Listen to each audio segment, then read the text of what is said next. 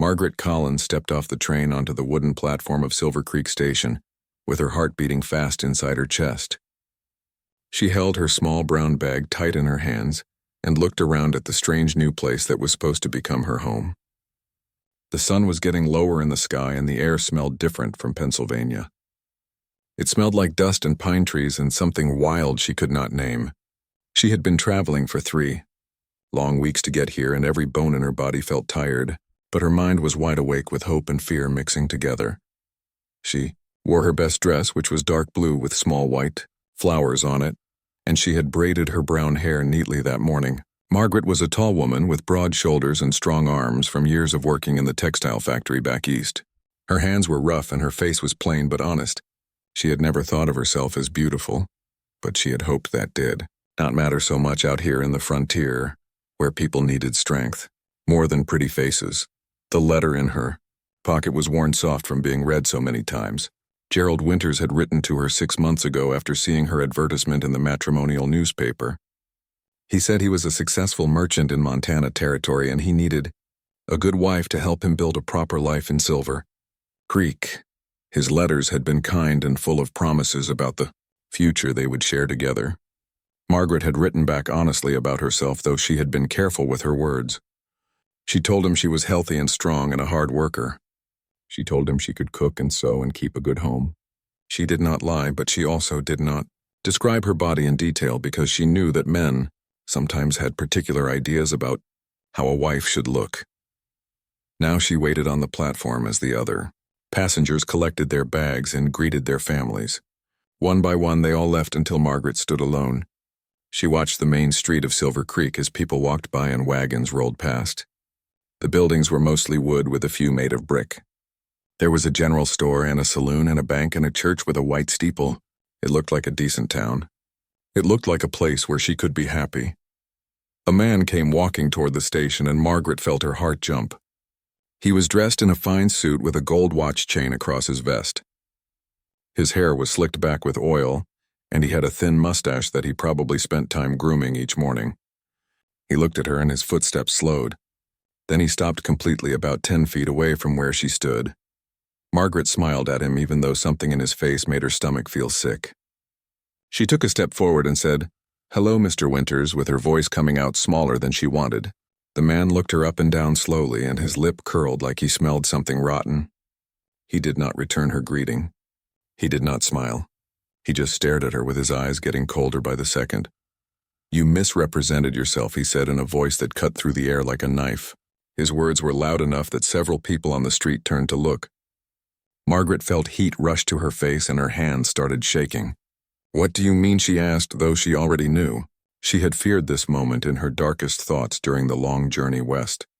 Gerald Winters took a step closer, but not in a friendly way. In a way that made Margaret want to step back. "You did not tell me you were fat," he said, and the word felt like a slap. "You did not tell me you were big as a horse. I asked for a wife, not a farm animal. I want a proper lady for my home, and you are not suitable." Not suitable at all? People were definitely watching now. Margaret could see them from the corner of her eye. Women whispered behind their hands and men shook their heads. A couple of young boys pointed and laughed until their mother pulled them away. Margaret wanted to disappear into the wooden boards beneath her feet. She wanted to tell this cruel man that she had been honest in her letters. She wanted to defend herself, but her voice had left her completely. Gerald Winters reached into his pocket and pulled out a few coins. He held them out toward Margaret without touching her hand. "This should cover your return ticket," he said. "I will not be held responsible for you beyond that. You can stay at the station tonight, but I expect you to be gone on the next train east. Do not come to my store. Do not speak to me again. We have no agreement and we never will." He dropped the coins at her feet and walked away. Margaret stood frozen as tears started running down her face. She could not stop them even though she hated crying in front of strangers. Everything she had hoped for was gone. All her plans had turned to dust in a single moment. She had spent her life savings on this journey. She had quit her job at the factory. She had said goodbye to her friends and her little rented room. She had written to her family that she would not be coming back because her future was in the West now. But she had no future. She had nothing at all except a few coins on the ground and a one-way ticket to nowhere. Margaret bent down slowly and picked up the money. Her fingers were numb and her whole body felt heavy. She walked into the station house where an old man sat behind a desk. He looked at her with kind eyes that had probably seen a lot of sadness come through this place. "You can rest in the waiting room, miss," he said gently. "No charge for tonight." Margaret nodded because she could not speak. She sat on a hard wooden bench and stared at the wall as the sun went down outside. This was supposed to be the beginning of her new life. Instead, it felt like the end of everything. 3 days passed, and Margaret was still sleeping on the bench in the waiting room at Silver Creek Station. The old station master, whose name was Mr. Peters, had taken pity on her and let her stay without asking too many questions. He brought her coffee in the mornings and sometimes a biscuit from his own breakfast.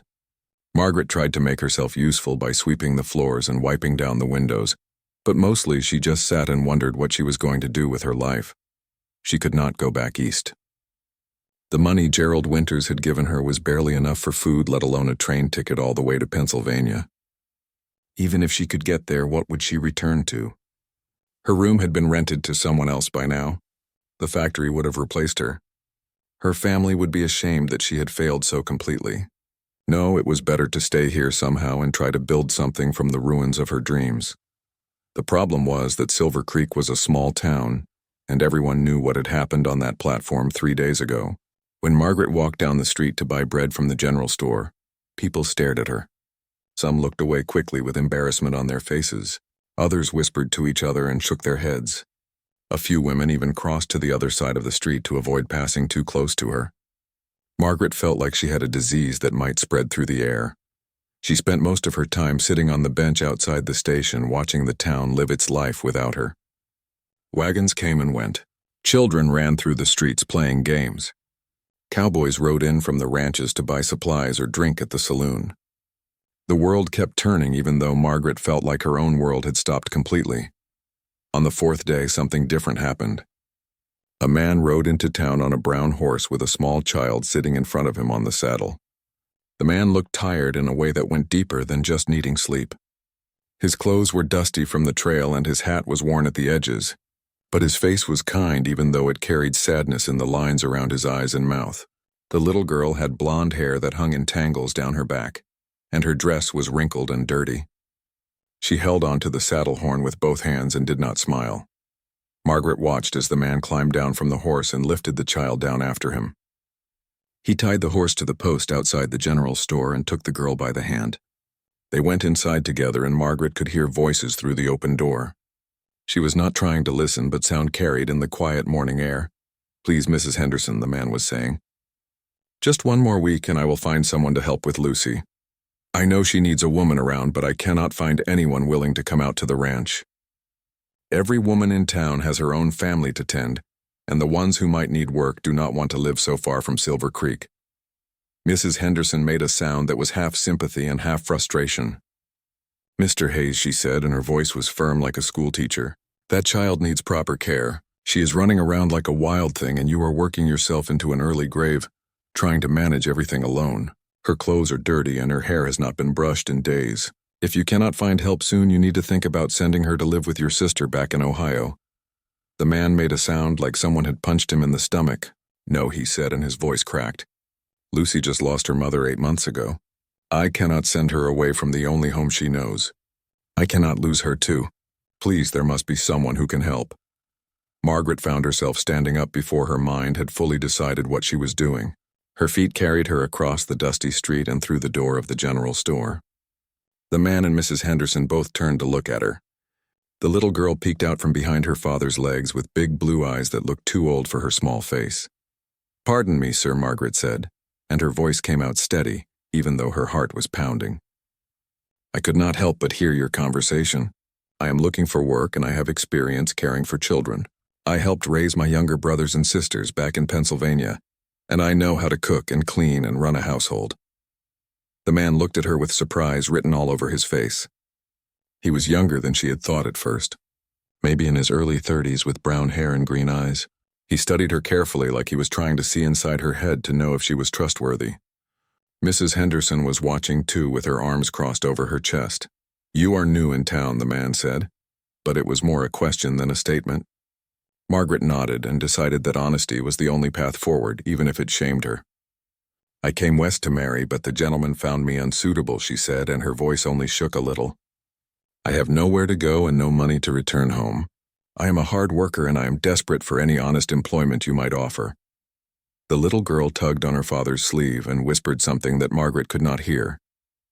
The man bent down and listened to his daughter and then whispered something back. They had a quiet conversation while Margaret waited with her hands folded in front of her to keep them from shaking. Mrs. Henderson was frowning, but she did not say anything. Finally, the man stood up straight and looked at Margaret again. I am Daniel Hayes, he said. I run a cattle ranch about 10 miles north of Silver Creek. My wife, Catherine, passed from fever last winter, and I have been trying to care for my daughter, Lucy, while keeping the ranch going. It has not been working well, as you can probably tell. I can offer you room and board in the house and fair wages, if you are willing to help with cooking and cleaning and looking after Lucy. The work is hard and the ranch is isolated, but you would be safe and treated with respect.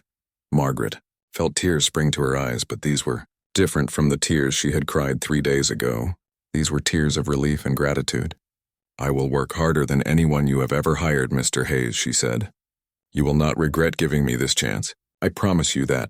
Daniel Hayes nodded and held out his hand. Margaret shook it, and his grip was firm and warm. They had an agreement now. She had a place to go and work to do. It was not what she had come west for, but maybe it was what she needed. The ride to the Hayes Ranch took almost 2 hours on the back of Daniel's horse with Lucy sitting in front of him.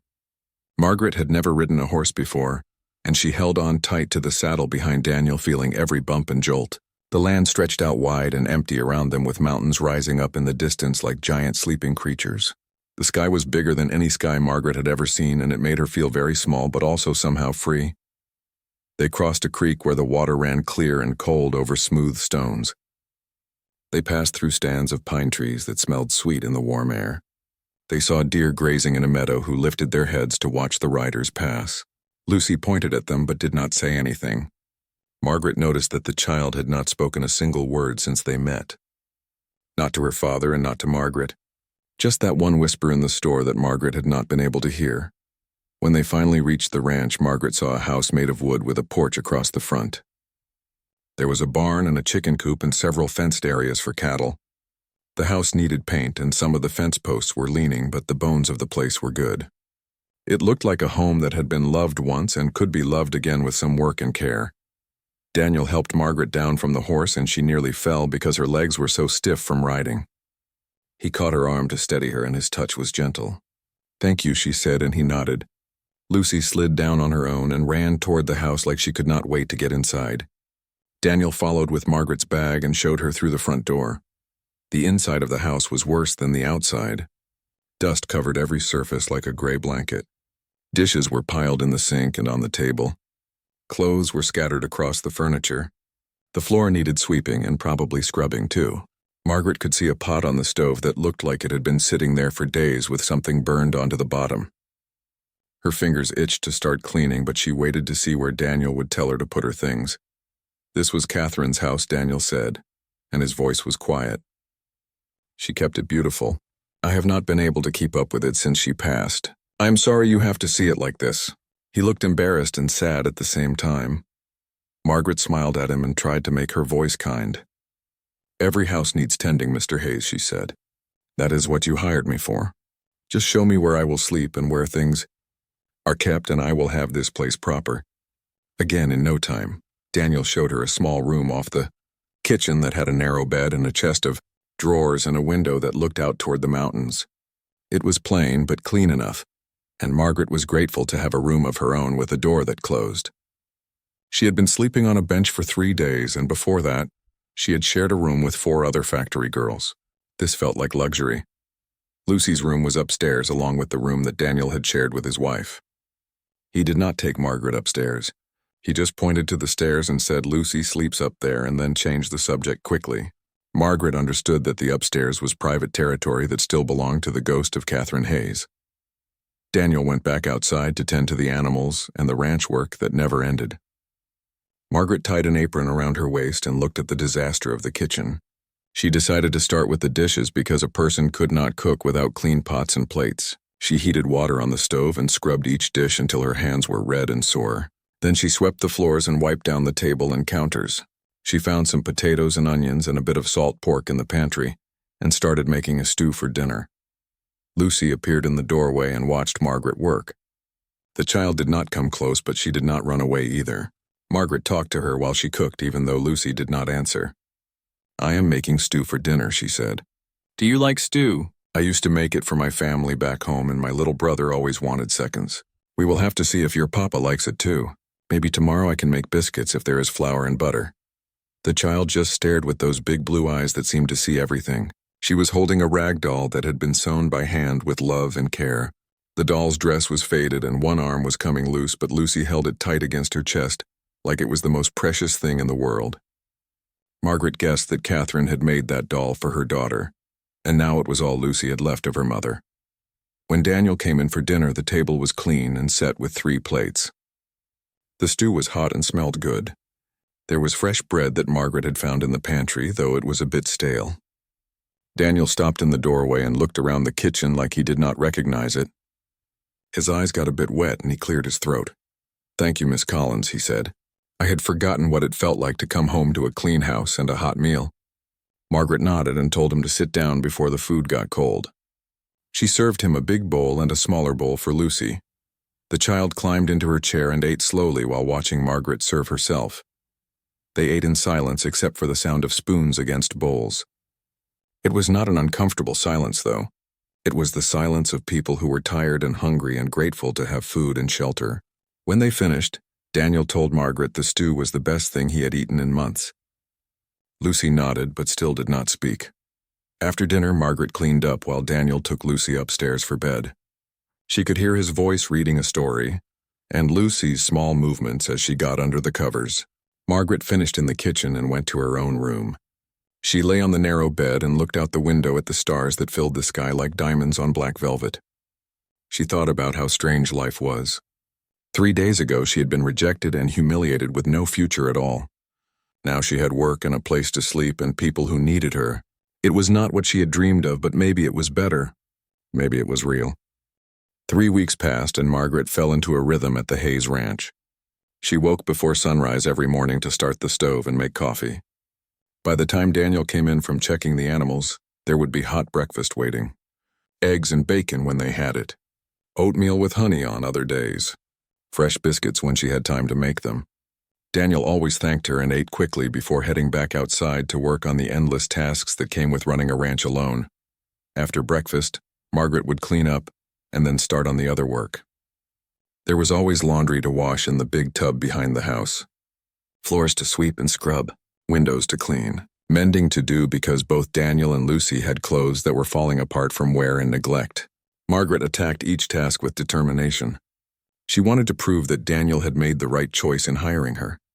She wanted to earn her place here, but more than anything, she wanted to reach Lucy. The child followed Margaret around the house like a silent shadow.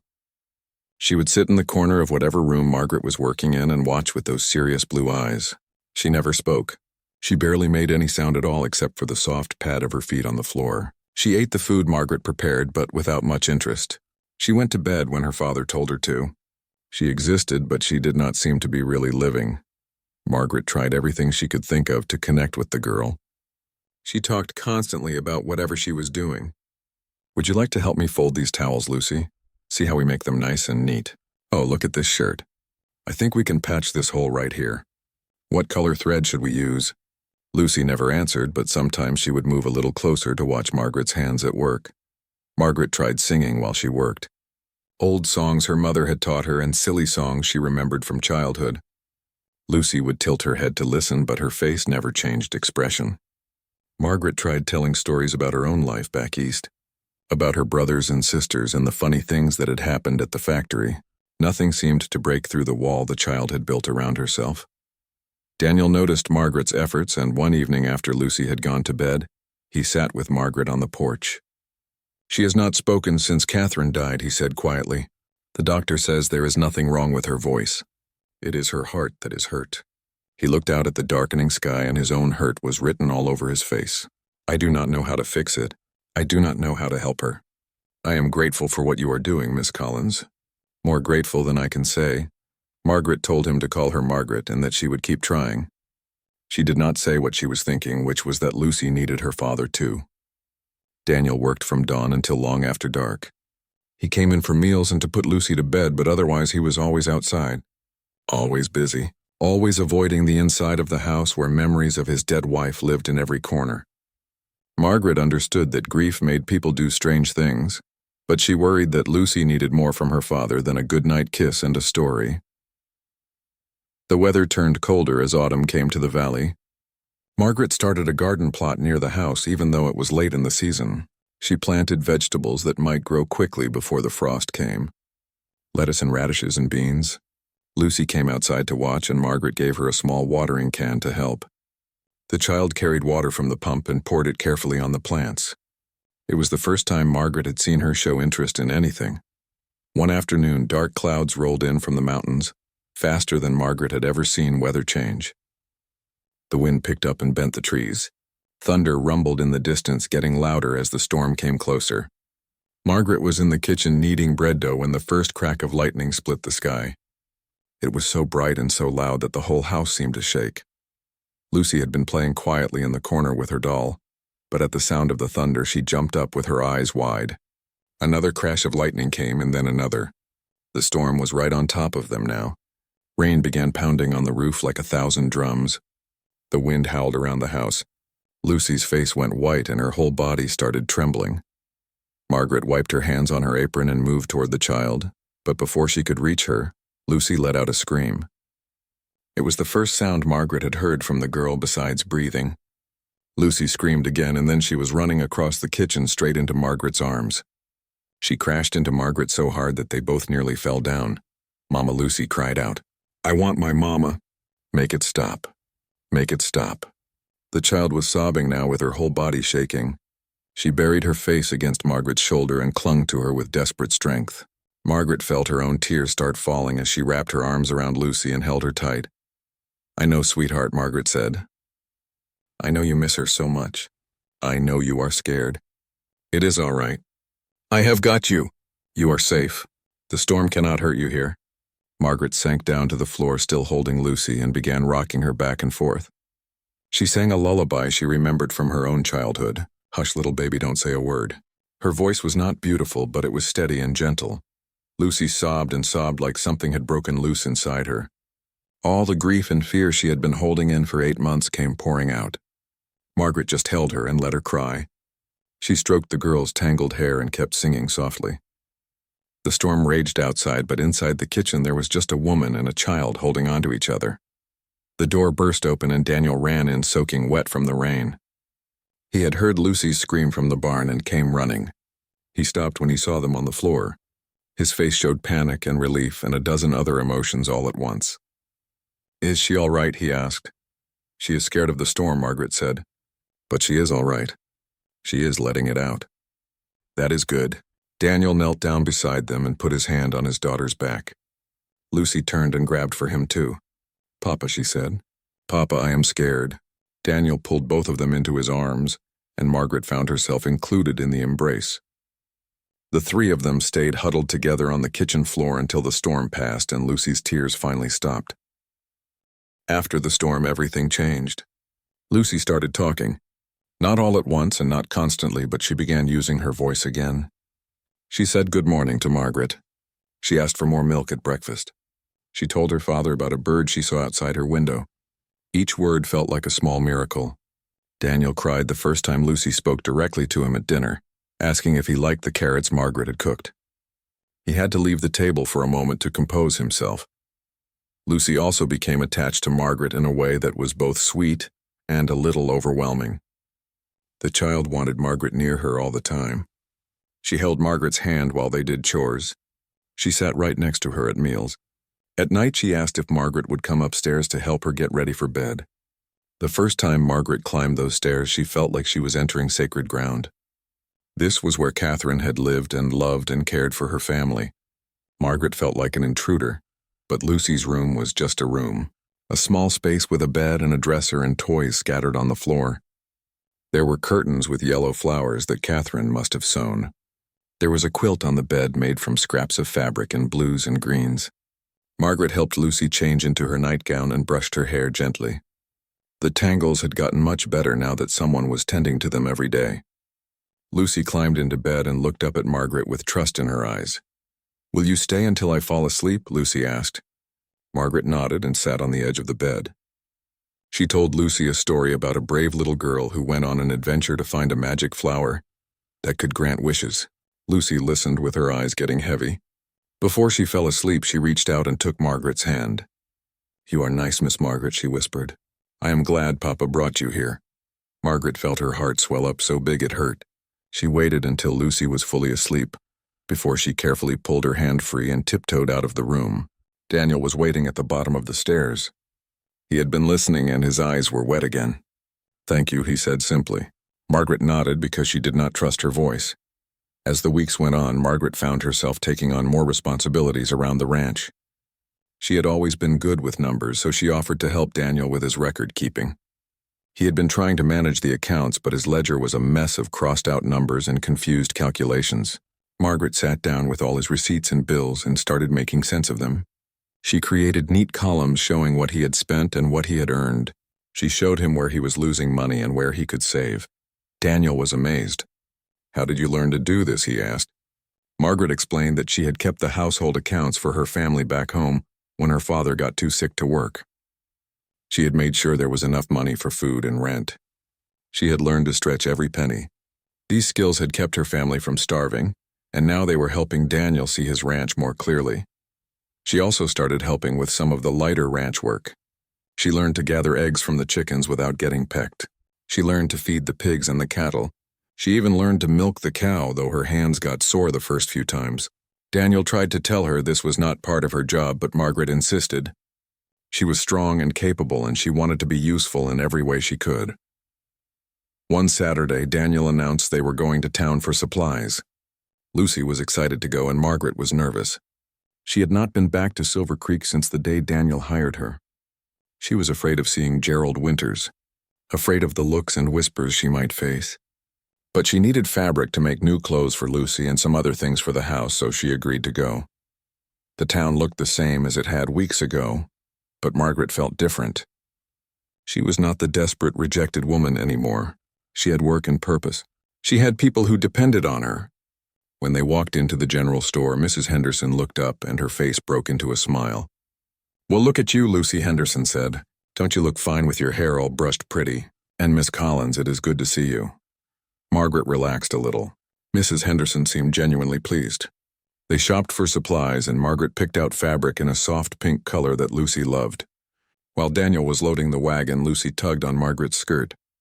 "Can we get peppermint sticks?" she asked. Margaret looked at Daniel and he nodded. "Get one for yourself too," he told Margaret.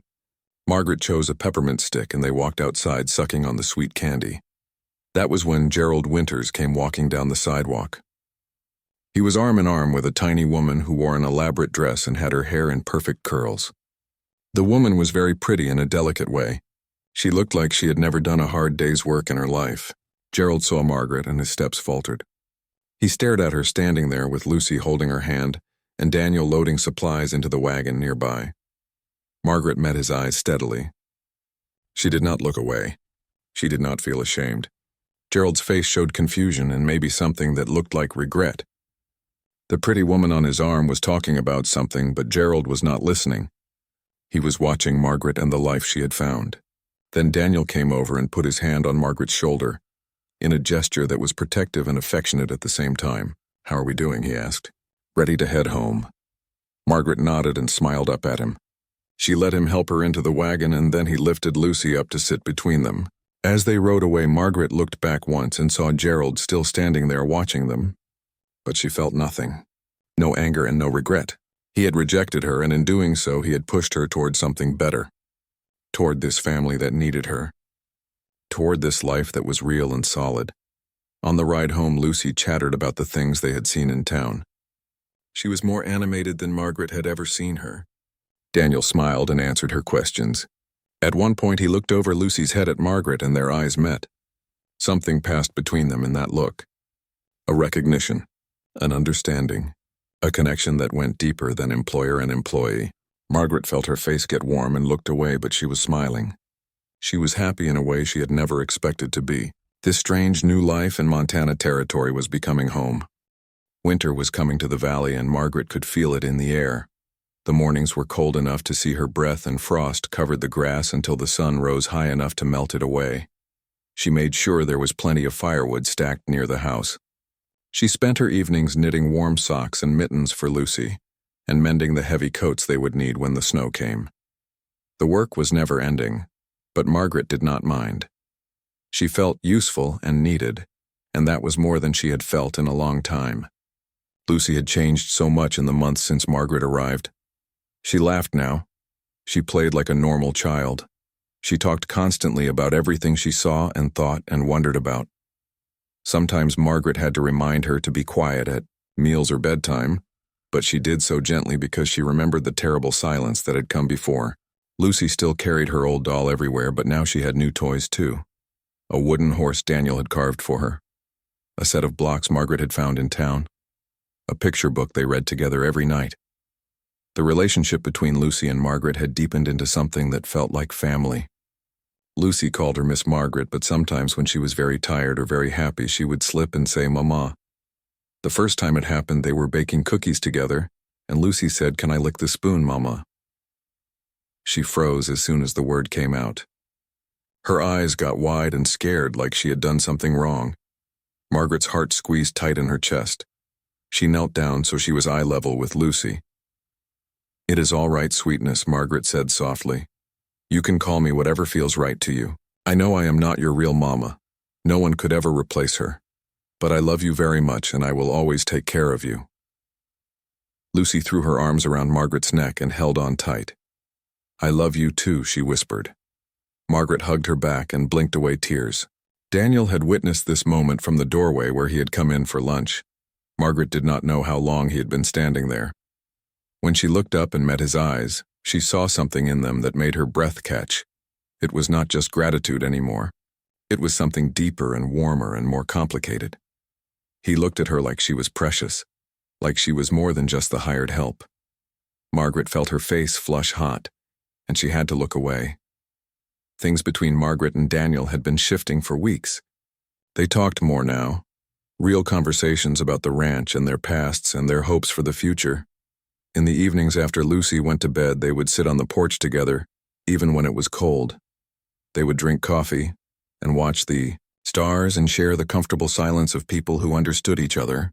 Daniel told her about Catherine, about how they had met and fallen in love, about how sick she had gotten and how helpless he had felt watching her die.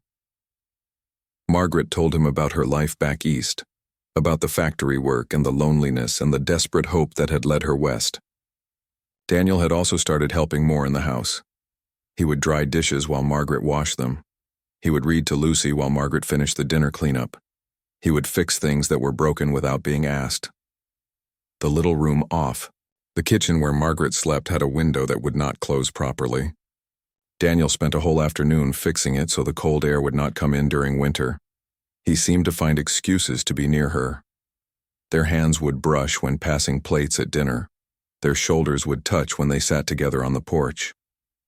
Each small contact felt electric. Margaret tried not to hope for too much.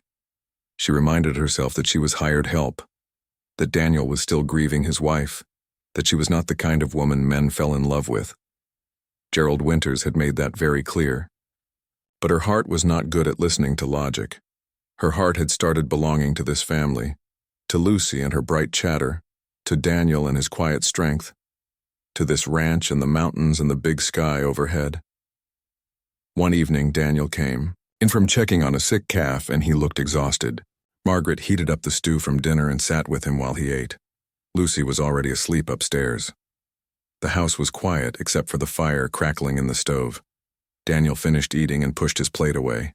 He looked at Margaret for a long moment like he was trying to decide something.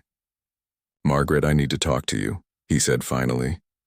His voice was serious and Margaret's stomach clenched with sudden fear. Was he going to let her go? Had she done something wrong? She folded her hands in her lap and waited. Daniel took a deep breath. "When I brought you here, I only wanted help with the house and with Lucy," he said. "I was barely keeping my head above water. I thought if I could just get some help with the daily things I could manage. But you have become so much more than that. He reached across the table and took one of her hands in his. Margaret's heart started pounding so hard she could hear it in her ears. You brought life back to this house, he continued. You made Lucy happy again. You made me happy again. I know this is not what you came west for. I know you deserve better than a widower with a child and a struggling ranch. But Margaret Collins, I have to tell you how I feel. I am falling in love with you. I think I have been falling for weeks now. Margaret felt tears spring to her eyes. She could not believe what she was hearing. Daniel squeezed her hand gently. I do not expect you to feel the same way, he said quickly. I know I am not much of a catch. I am older than you, and I come with complications. But if there is any chance, you might feel something for me too. I would like to court you properly. I would like to see if we could build something together, not just for Lucy's sake, but for ourselves. Margaret was crying now, happy tears that she could not hold back. Daniel, you are everything I could want, she said. You are kind and good, and you work harder than anyone I have ever known. And Lucy is a gift. Being here with both of you has been the best thing that ever happened to me. When Gerald Winters rejected me on that train platform, I thought my life was over. But he did me a favor. He pushed me toward you, toward this. Yes, I will let you court me. Yes, I feel the same way. Daniel stood up and pulled Margaret to her feet. He cupped her face in his work-roughened hands and looked at her like she was the most beautiful thing he had ever seen. Can I kiss you? He asked. Margaret nodded, and he leaned down and pressed his lips to hers. The kiss was gentle and sweet and full of promise. When they pulled apart, they were both smiling. The future stretched out before them, bright with possibility. The courtship was different from anything Margaret had imagined. She and Daniel already lived in the same house and spent their days working side by side. But now there was intention behind every glance and touch. Daniel would bring her wildflowers he found on the range. Margaret would pack special treats in his lunch. They would steal moments alone on the porch or in the barn, quick kisses when Lucy was not watching, whispered conversations about their dreams and fears. It felt both natural and thrilling. Lucy noticed the change between them right away. She was delighted. She would giggle when she caught them holding hands. She asked Margaret if she was going to marry her papa. When Margaret said she did not know yet, Lucy frowned. You should say yes, she announced. Then you could be my real mama, and we could be a family forever. Margaret hugged her close and said they were already a family in all the ways that mattered. But Margaret knew that marriage would make it official. She tried not to hope too much, but she could not help imagining what it would be like to be Daniel's wife. To share his name and his life completely, to have the right to love him openly without holding back. She dreamed about it at night in her small room off the kitchen. She wondered if he was thinking the same things. Winter came in full force in early December. Snow covered the ground and the temperature dropped so low that water froze in the buckets overnight. Daniel worked even harder than usual, making sure the cattle had enough feed, and the animals were protected from the cold. He came in every evening covered in snow and half frozen. Margaret would have hot coffee and warm food waiting. She would help him out of his frozen coat and scold him for working too hard. He would laugh and kiss her cold nose and tell her he had to keep the ranch running so he could support his family. Christmas was coming and Lucy was excited. She had never had a real Christmas celebration before. Catherine had died in January the year before, and Daniel had been too grief-stricken to do much for the holiday. But this year was different. Margaret and Lucy spent days preparing. They made decorations from pine branches and berries. They baked cookies and pies. They sang carols while they worked. Daniel carved small wooden animals for Lucy and bought ribbons and fabric from town for Margaret to make Lucy a new dress. On Christmas Eve, after Lucy went to bed, Daniel asked Margaret to come outside with him. She wrapped herself in her heavy shawl and followed him onto the porch. The night was clear and cold. The stars were so bright they looked like ice chips scattered across black velvet. The snow on the ground reflected the moonlight and made everything glow silver. Daniel took both of Margaret's hands in his. I have something to ask you, he said. His voice was nervous and his hands were shaking slightly. Margaret's heart started racing. She thought she knew what was coming, but she was afraid to believe it. Daniel looked into her eyes and took a deep breath. Margaret Collins, you came into my life when I had given up on happiness. You brought light back into this house. You gave my daughter her voice and her joy. You made me believe in love again. I know I am not perfect. I know I have a past and responsibilities, but I promise to love you with everything I have for as long as I live. Will you marry me? Will you be my wife and Lucy's mother? Margaret felt tears streaming down her face. She could not speak for a moment because her throat was tight with emotion. Daniel waited, looking terrified that she might say no. Finally, Margaret found her voice. Yes, she said. Yes, Daniel Hayes, I will marry you. I love you more than I knew it was possible to love someone. You and Lucy are my family. You are my home. Nothing would make me happier than being your wife. Daniel pulled a small ring from his pocket. It was simple gold with a tiny stone. It had been his grandmother's ring. He slipped it onto Margaret's finger and it fit perfectly. Then he kissed her deeply under the starlight. When they finally pulled apart, they were both crying and laughing at the same time. They stood together on the porch, holding each other close and feeling the weight of loneliness lift away. They decided to marry quickly. Daniel said he did not want to wait any longer than necessary. Margaret agreed, though she worried a little about what people would think. It had only been a few months since she arrived. Less than a year since Catherine had died. But Daniel said he did not care what people thought. He knew his heart, and he knew that Catherine would want him to be happy. She would want Lucy to have a mother. He was sure of it. They were married 2 weeks later in the small church in Silver Creek. It was a simple ceremony with just a few people present. Mr. Peters came and Mrs. Henderson stood up with Margaret. A few of the other ranchers who knew Daniel came to witness. Lucy stood between Margaret and Daniel during the ceremony, holding both their hands. She wore her new dress and had flowers in her hair. Her smile was so bright it could have lit up the whole church. The preacher spoke about love and commitment and the blessing of family. When he asked Daniel if he would take Margaret as his wife, Daniel said, "I do," with a voice full of conviction. When he asked Margaret the same question, she looked at Daniel and Lucy and felt more certain than she had ever felt about anything. "I do," she said firmly. The preacher pronounced them husband and wife and told Daniel he could kiss his bride. Daniel did so with enthusiasm while everyone clapped and Lucy squealed with delight. After the ceremony, they went to the general store where Mrs. Henderson had prepared a small celebration. There was cake and punch, and everyone congratulated the new couple. Several people who had witnessed Margaret's rejection on the train platform months before looked at her with new respect. She was not the desperate, discarded woman anymore. She was Mrs. Daniel Hayes. She belonged. Gerald Winters came into the store while they were celebrating. He was with the tiny woman Margaret had seen him with before. He stopped short when he saw the wedding party. His eyes went to Margaret in her simple wedding dress, standing beside her new husband with her stepdaughter clinging to her skirt. His face showed shock and perhaps regret. The woman with him tugged on his arm impatiently, wanting to leave. Gerald let himself be pulled away, but not before he looked back at Margaret one more time. She met his gaze calmly. She felt pity for him, but nothing more. He had lost something precious because he could not see past the surface. That was his tragedy, not hers. The ride back to the ranch felt different.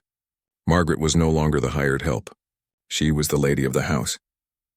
She was Daniel's wife and Lucy's mother. When they arrived home, Daniel carried her over the threshold while Lucy danced around them laughing. That night, after Lucy was asleep, Margaret moved her few belongings from the small room off the kitchen to the bedroom upstairs. The room that had belonged to Daniel and Catherine. It felt strange at first, but Daniel held her close and whispered that this was their room now. Their life. Their future. Spring came to the valley like a promise kept. The snow melted away and revealed green grass underneath. Wildflowers bloomed in purple and yellow across the meadows. The creek ran high and fast with snowmelt from the mountains. Everything felt new and alive. Margaret stood at the kitchen window watching the sunrise paint the sky pink and gold. Her hand rested on her swollen belly. She was 6 months pregnant and the baby was active this morning. She could feel little kicks and movements that filled her with wonder. Life as Mrs. Daniel Hayes had exceeded every hope Margaret had dared to hold. The ranch was thriving under their joint management. Daniel handled the cattle and the physical labor, while Margaret managed the accounts and planning. Together they made a strong team. They had expanded the herd and added more chickens. Margaret's garden from last fall had been replanted and expanded. She was growing enough vegetables to feed them and sell the extra in town. They had even hired a young ranch hand to help Daniel with the heavy work so he did not have to work from dawn to dark anymore. The house had been transformed into a real home. Margaret had made new curtains and quilts. She had painted the walls and added small touches that made each room feel warm and welcoming. But the biggest change was in the people who lived there. Lucy was a different child from the silent, withdrawn girl Margaret had first met. She was 7 now and full of energy and curiosity. She did her lessons at the kitchen table every morning. She helped with chores around the house. She talked constantly about everything she saw and learned. Her laughter filled the house like music. Lucy was especially excited about the baby. She talked to Margaret's belly every day. "Hello, baby brother or sister," she would say. "I am your big sister Lucy, and I cannot wait to meet you." She helped Margaret prepare the nursery in the small room that used to be Daniel's temporary bedroom off the kitchen. They painted it a soft yellow color that would work for a boy or a girl. They made blankets and little clothes. Lucy insisted on sewing a rag doll, just like the one her mother, Catherine, had made for her. Margaret helped her with the stitches and praised her careful work. Daniel was equally thrilled about the baby, though he tried to hide his worry. He fussed over Margaret constantly. He did not want her doing heavy work or climbing ladders or lifting anything. Margaret would laugh and tell him she was pregnant, not made of glass. But she appreciated his care. At night he would put his hand on her belly and feel the baby kick. His face would light up with joy and amazement. Sometimes he would talk to the baby, telling stories about the ranch and promising to teach them to ride horses and care for cattle. Margaret would watch him with a heart so full it felt like it might burst. The whole town had watched the Hayes family with interest over the past year. Some people had been skeptical at first about Daniel remarrying so soon after Catherine's death. Some had whispered that Margaret was not pretty enough or refined enough to be a rancher's wife. But those voices had quieted as people saw how happy the family was. How well the ranch was doing. How Lucy had blossomed. Now when Margaret went to town, people greeted her warmly. They asked about the baby. They included her in quilting circles and church committees. She had been accepted. One warm afternoon in late spring, Daniel came riding in from the north pasture earlier than usual. Margaret was sitting on the porch snapping beans with Lucy beside her, doing the same. Daniel dismounted and came up the steps with a strange look on his face. "What is it?" Margaret asked. "Is something wrong?" Daniel shook his head. "Nothing is wrong," he said, "but I just saw something I need to show you both." He helped Margaret onto his horse and then lifted Lucy up behind her. They rode out toward the creek where the cottonwood trees grew thick. There in a clearing was a deer with her fawn. The fawn was tiny and spotted and wobbly on its new legs. The mother deer watched them calmly as her baby nursed. Lucy gasped with delight. "Oh, Papa, look," she whispered. "It is so beautiful." They watched the deer family for several minutes before the mother led her baby away into the trees. Daniel turned his horse back toward the house. "Why did you want us to see that?" Margaret asked. Daniel was quiet for a moment. "Because," he said finally, "that is what we are. A mother protecting her young. A family starting fresh. New life in a place that was once touched by death. It made me think of us, of how far we have come." Margaret leaned back against her husband's chest, feeling his warmth and strength. Lucy's small arms were around her waist. The baby kicked inside her as if agreeing. They rode home together in comfortable silence. When they reached the house, Daniel helped both of them down carefully. Margaret watched him take the horse to the barn, while Lucy ran inside to tell her doll about the deer they had seen. She stood on the porch looking out at the land that had become hers. The mountains in the distance, the valley spreading green and wide, the house that held her family. She thought about that day almost a year ago when she had stood on the train platform in Silver Creek with nothing, no money, no prospects, no hope. Gerald Winters had looked at her and seen only what was wrong. Too fat, too plain, not good enough. But Daniel Hayes had looked at her and seen what was right. Strong hands, a kind heart, a capable mind. He had given her a chance and she had seized it with everything she had. Now she was not just surviving. She was thriving. She had a husband who loved her deeply, a daughter who called her mama without hesitation, a baby growing inside her, a home that was truly hers, work that mattered, a place in the community, everything she had dreamed of and more than she had dared to hope for. That evening, after Lucy was in bed and the house was quiet, Margaret and Daniel sat together on the porch as they did most nights. The air was warm and sweet with the smell of growing things. Stars were beginning to appear in the darkening sky. Daniel had his arm around Margaret's shoulders and she leaned into him, feeling perfectly content. "Do you ever think about what would have happened if Gerald Winters had not rejected you?" Daniel asked. Margaret considered the question. If he had accepted her, she would have married him. She would have lived in town as a merchant's wife. She probably would have been miserable. Gerald had shown his true nature in that first moment. He was shallow and cruel and concerned only with appearances. She would have spent her life trying to be something she was not and failing. "I think about it sometimes," Margaret said, "but I am grateful it happened the way it did. His rejection led me to you and Lucy. It led me home." Daniel kissed the top of her head. "I am grateful too," he said. "You saved us, Margaret. You saved me and Lucy both. We were drowning in grief and you pulled us back to life." Margaret shook her head. "We saved each other," she said. "That is what families do." 3 months later, on a hot August night, Margaret gave birth to a healthy baby boy. The labor was long and difficult, but Lucy's old rag doll was there as a comfort alongside Daniel's steady presence. When the baby finally arrived with a loud cry, Daniel cut the cord with shaking hands. They named him William after Daniel's father. He had dark hair like his papa and his mama's determined chin. Lucy was allowed to come in and meet her new brother. She climbed carefully onto the bed and looked at the tiny red-faced baby with wonder. "Hello, William," she whispered. "I am your big sister and I am going to teach you everything." Margaret watched her family gather around her in the bedroom that had once been a place of death but was now filled with new life. Daniel held William carefully like he was made of glass. Lucy stroked the baby's tiny hand. The morning sun streamed through the windows, making everything glow golden. Outside, the ranch was waking up to another day of work and life and possibility. Margaret Collins Hayes closed her eyes and felt peace settle over her like a warm blanket. She had been rejected as too fat, cast aside as not good enough, but she had found her way to exactly where she belonged. To the people who needed her and whom she needed. To the life she was always meant to live. She had been tested and found worthy, not by the standards of men like Gerald Winters, but by the harder, truer standards of love and family and home, and that was worth more than anything else in the world.